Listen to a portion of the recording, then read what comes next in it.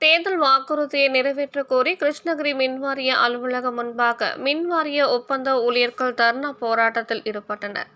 கிருஷ்ணகிரி மின்வாரிய அலுவலகம் முன்பாக தமிழக அரசு அறிவித்த தேர்தல் வாக்குறுதி 153ஐ நிறைவேற்றிட வலியுறுத்தி தர்ணா போராட்டம் நடைபெற்றது.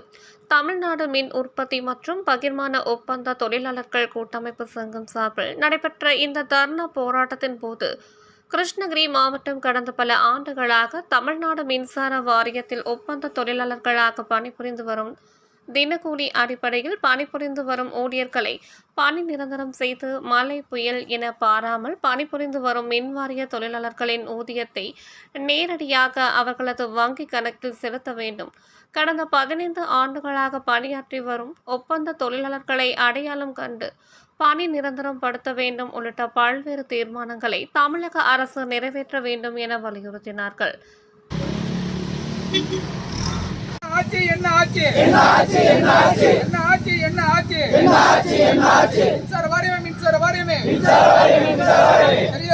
தெரியவில்லையா வெள்ளட்டம்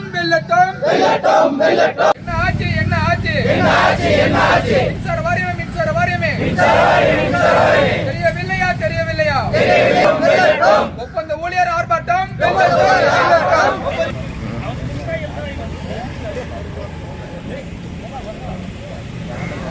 உங்கள் தேடல் நியூஸ் சேனலை லைக் பண்ணுங்க, ஷேர் பண்ணுங்க, கமெண்ட் பண்ணுங்க, ஆல் பெல் பட்டனை கிளிக் பண்ணுங்க, மறக்காம சப்ஸ்கிரைப் பண்ணுங்க.